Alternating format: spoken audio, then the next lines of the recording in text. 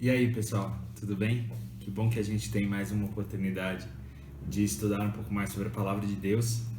E a aula de hoje é sobre Daniel, um homem de oração. Não sei se vocês já leram o livro de Daniel, mas ele está no Antigo Testamento, entre os profetas maiores.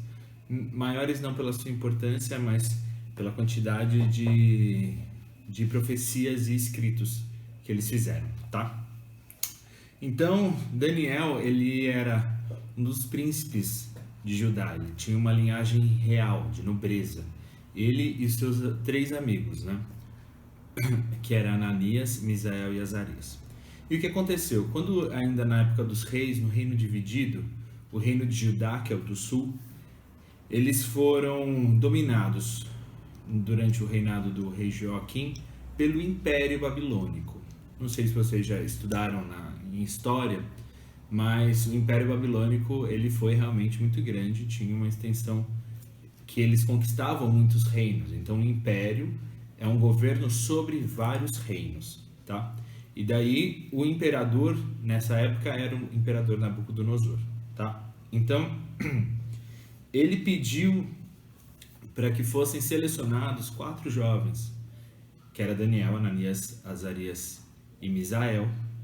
E realmente eles eram de linhagem real, eles eram da nobreza, eles eram muito inteligentes, estudados, eles foram selecionados para estar entre a nobreza do Império Babilônico. Então você vê que realmente Deus tinha um propósito nisso, né?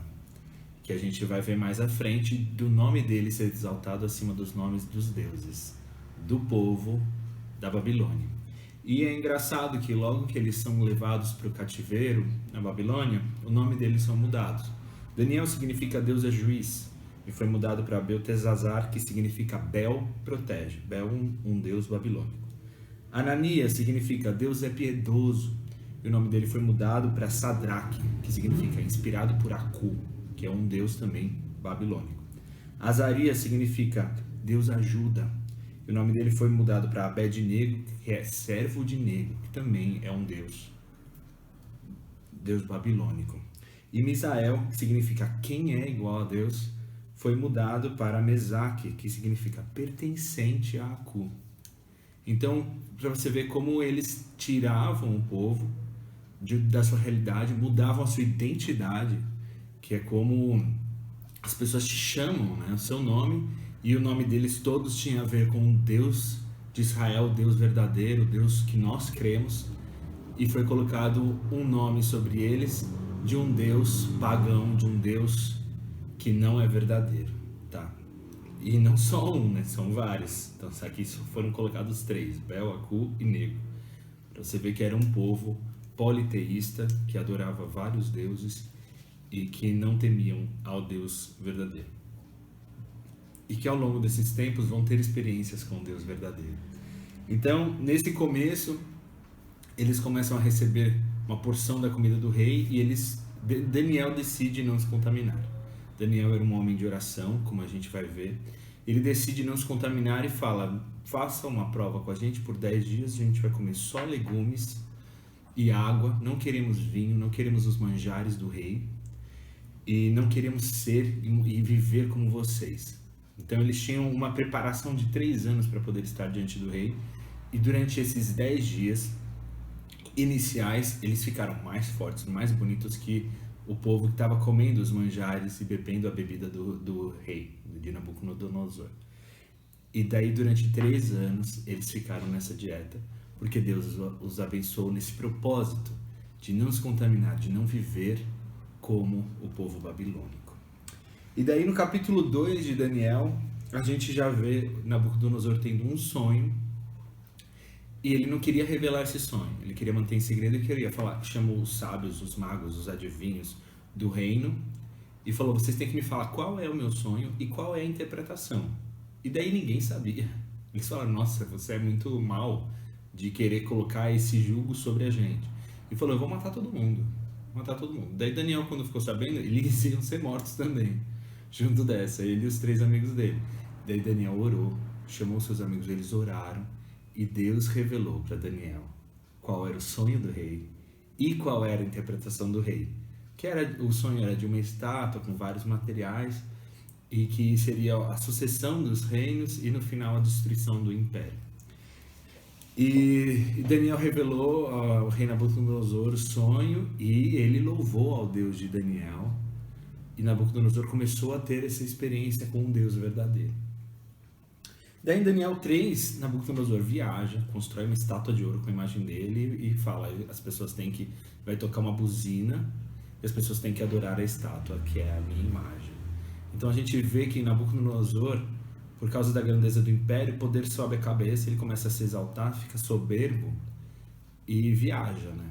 E daí a sentença era ser jogada na sarça de fogo, aqueles que não adorassem. E os amigos de Daniel estavam no meio do povo e ouviram a trombeta e não se prostraram, não adoraram a estátua. E as pessoas denunciaram eles e eles foram jogados na sarça ardente. E Deus os livrou. Por quê? Porque realmente Deus tinha um propósito de exaltar o seu nome, tá?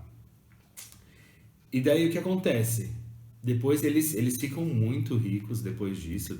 O Nabucodonosor prospera a vida de Sadraque, de Misael, Ananias e Azarias, que os seus nomes eram Sadraque, Mesaque e Abednego no Império Babilônico. E Deus os abençoa. E Nabucodonosor os coloca como muito importantes no reino. Mas Daniel já estava numa posição maior do que os seus amigos. Eles eram chefes de negócios, oficiais, né? E Daniel já estava próximo da presença do imperador. Ele já tinha uma posição desde que ele tinha revelado o primeiro sonho. E daí agora em Daniel 4, Nabucodonosor tem um outro sonho. E aí a gente vê que Deus queria dar uma experiência para Nabucodonosor com ele, que era um sonho sobre uma árvore muito grande, que cobria tudo, os animais, e era uma árvore linda. Depois um anjo do céu manda ela ser cortada, e sobrar só o tronco, e depois viver com os animais, e o tronco ser molhado pelo orvalho.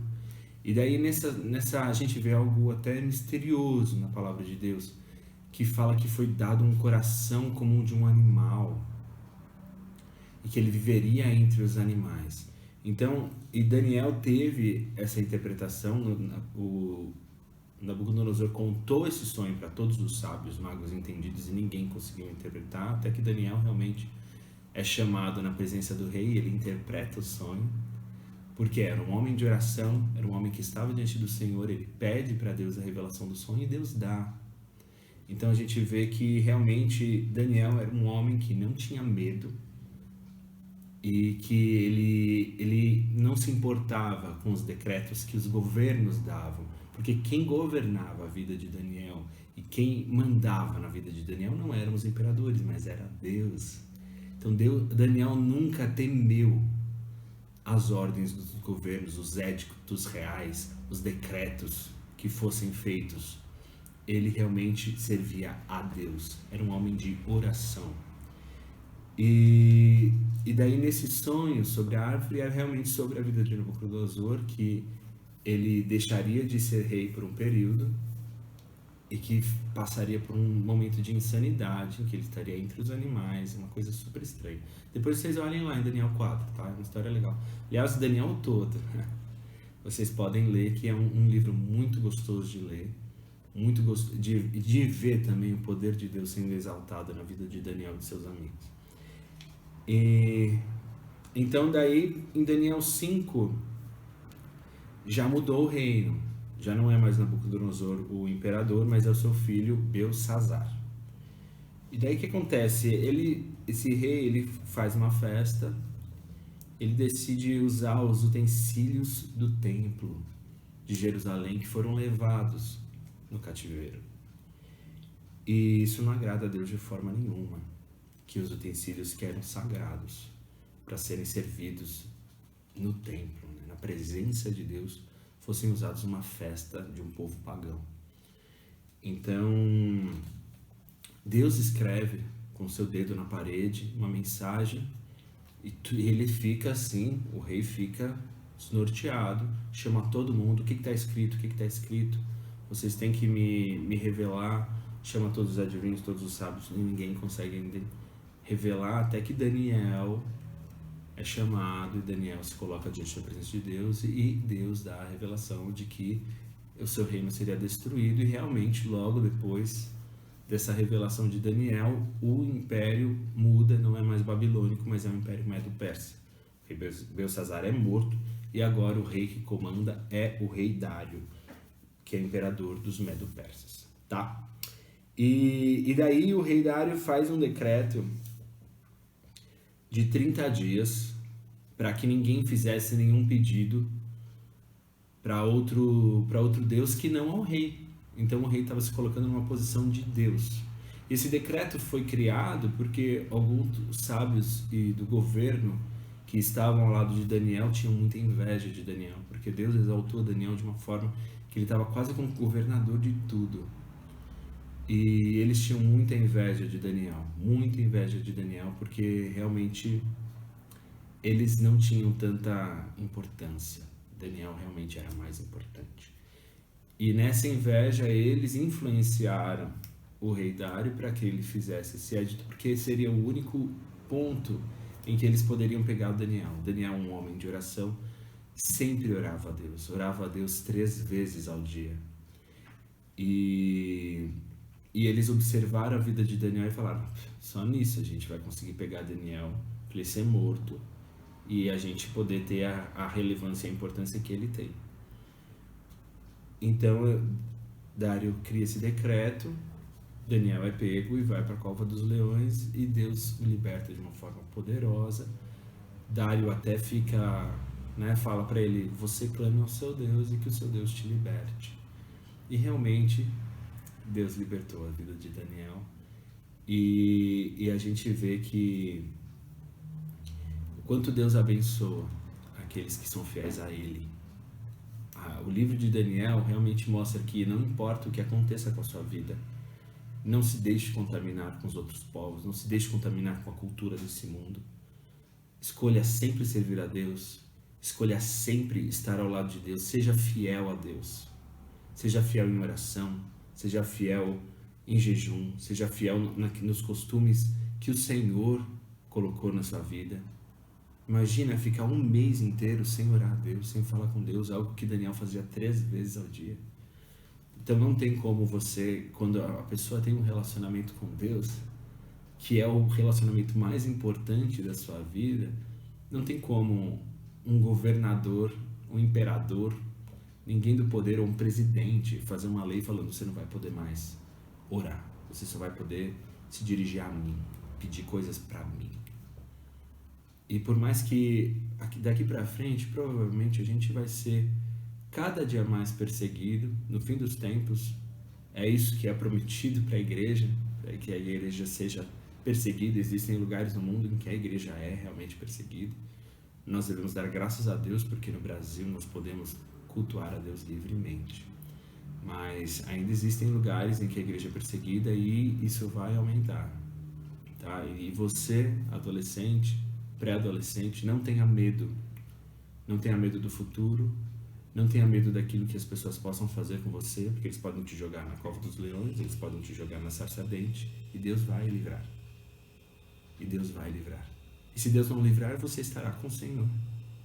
Melhor coisa. Então a gente não temos que temer as leis, não temos que temer o que as pessoas vão querer impor para nós, porque quem manda na nossa vida é Deus. Quem tem controle da nossa vida é Deus. E a partir do capítulo 7 até o 12, Daniel tem revelações maravilhosas, experiências incríveis com Deus. E Deus revela coisas sobre o fim dos tempos. Então, do 7 ao 12 é apocalíptico. Daniel tem visões sobre realmente a destruição, o fim de tudo. Tá? E é muito interessante. Leiam o livro de Daniel, que Deus com certeza vai falar com vocês. Tá? E o versículo que eu quero deixar para vocês hoje é: orem sempre, guiados pelo Espírito de Deus, fiquem alertas e não desanimem. Orem sempre por todo o povo de Deus. Isso está em Efésios 6,18. Tá bom? Não tenha medo. Deus está no controle. Ore sempre. Ore sempre. Tenha comunhão com o seu Deus. E Deus vai abençoar a sua vida. Amém? Deus abençoe essa semana. Tchauzinho.